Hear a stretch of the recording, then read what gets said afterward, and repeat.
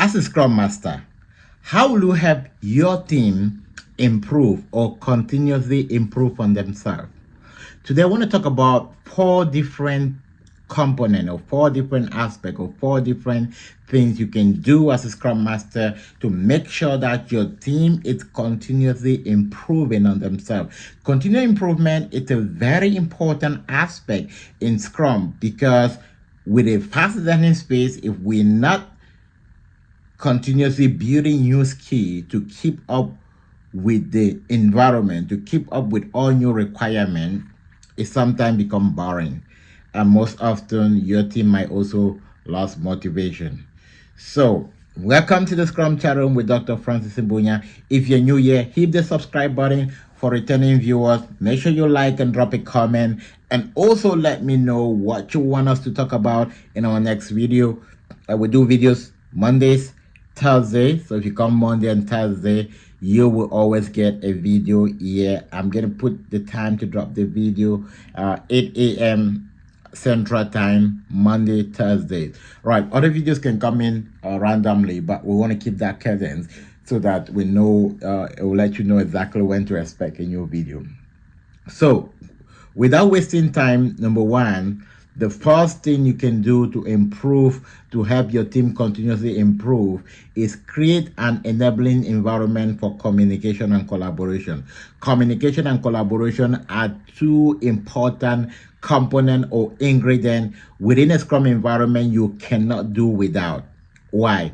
Because if your team have communication issues, they will have collaboration issues. If they have collaboration issues, it's going to lead to conflict. So you spend all your time resolving impediment and solving conflict. So what do you do to to not spend your time to resolve impediment and conflict? Create an enabling environment to enhance communication and collaboration. What can you do as a Scrum Master to enable an environment that is conducive for collaboration and communication? Number one is your mindset, the way you think. Don't prejudge, don't pre-assume. Show up and show out for your team, right? And know when you join a team, they're like, oh, this person is like this person has this. And sometimes you take all of this assumption and you start treating people the way you have been told about them. Now, there's something unique about everyone, and you have that ability to change things around. So being there, it's about trying to understand each and every person based on the value they're offering as a person, as an individual, respect for people, and value they're offering as a team, right, within that collaboration. When you seek to understand people based on their value, you realize that you're going to hardly have any conflict with them. So just be there for them. Don't try to judge them. Understand who they are. Separate people and ideas. Ideas are what will help build your team. People will always be people, right? People will always be people. So don't get upset because someone is acting this way. Try to coordinate or collect ideas that will help push through what you are there to do. And any idea that doesn't contribute to your team effort, feel free to drop it. Then, other aspects which I've done in the past to enhance communication and collaboration in my team, I have what I call the Friday parking lot, right? I know the first time you hear me talk about it. Now, the Friday parking lot is what most of my team members look up to. Why do they look up to? After the daily stand-up on Friday, we'll always create a special moment where people share about what they're going to be doing during the weekend, right? Hey, team, any weekend ideas? I'm trying to borrow some ideas. I'm like, oh, I'm doing this. Oh, I'm doing this. And someone will bring up a very innovative idea, right? The people with different passion or different hobby. And he's like, oh, wow, this is something that I can do. So you get to pick ideas from your team. Right, so people are willing to collect ideas, and you realize that for someone who have not contributed or haven't actually said anything for a while, they also want to go out there, try something so that they have something to share, right? So you also help them learn new things. I tried this with my team, and someone like when we're doing a retrospect is like, oh wow, the Friday parking lot has been so tremendous to me. And people asking me, hey, we've seen so much changes. What happened? It's like, oh, yeah, I'm learning a lot from this new team on some of the things that you can do during the weekend to make sure you gain energy, go out for hiking, do something fun, debrief the whole week, right? So those are things that a lot of people who are working, especially developers spending most of the time, they don't create that time to relax. Right. So the environment becomes very tense. So you start helping them to open up and helping them to participate and giving them the importance to relax, go take a walk and all of that. It creates so much difference. Right. And then the second one is the happy hour. The concept of happy hour is speaking.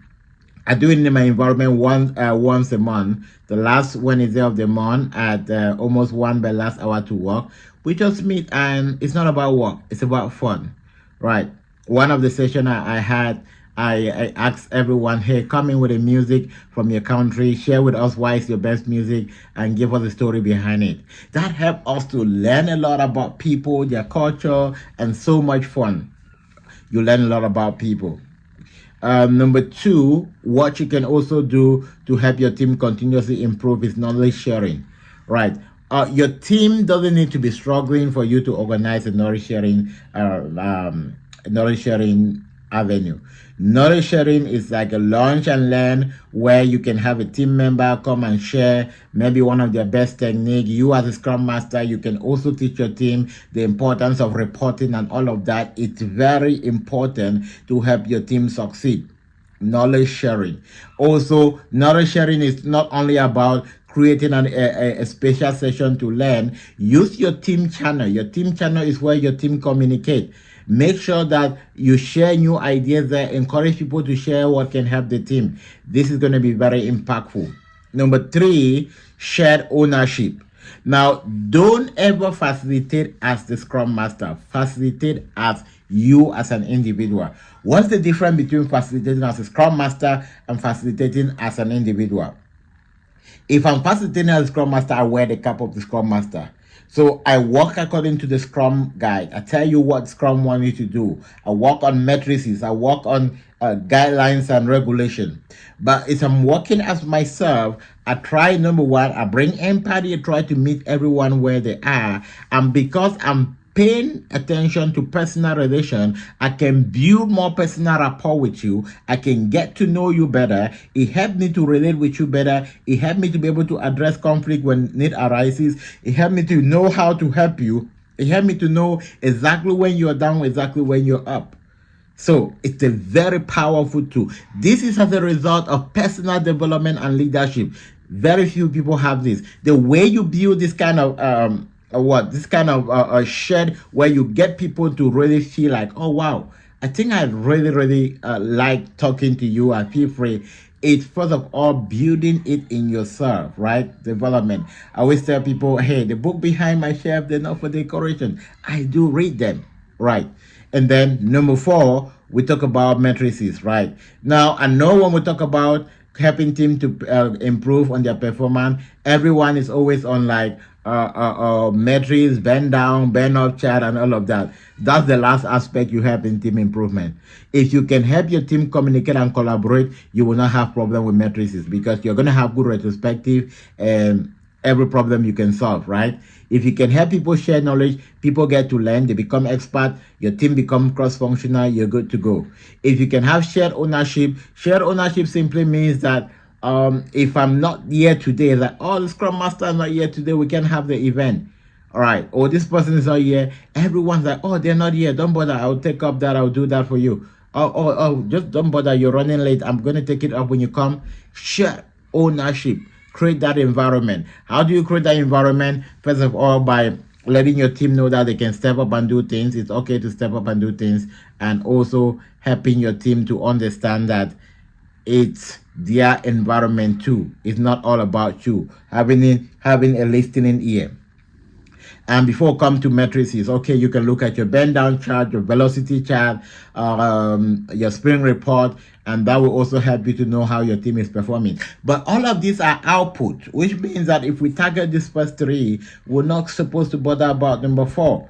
Your bend down chart is an output of how your team is doing during the daily scrum. You don't need to go to the bend down chart to know that your team is not doing well.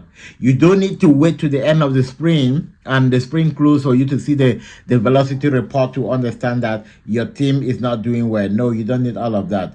So by the time you're there for your team, you're invested in working with them, you pay attention on what they're doing, you can understand exactly where they have a challenge. All right, if this was helpful and you want to be part of our community, send me a text and we are going to help you show you how you can close a Scrum Master job in less than no time. We focus a lot on the practice. We make you do the hands-on practice. We make you ensure that your resume is right. We make you ensure that you understand how to talk, how to respond to questions. Many people know what the answer is, but they also don't know the way to communicate it. Those are two different things. We want to make sure that we help you. Send us the text to them, get to know a bit more about our process. We're not asking you to come in and just pay for what you don't understand. That's why we don't give a link like follow this link, go pay. No, if they're if they're like quick resources, yeah. But if about a whole process of helping you, we first of all want to know who you are, know how badly you need this before we can even come in to help you. But I'll see you on my next video, and let's keep learning. Let's keep the ball rolling. There's no giving up. I see you as the Scrum Master.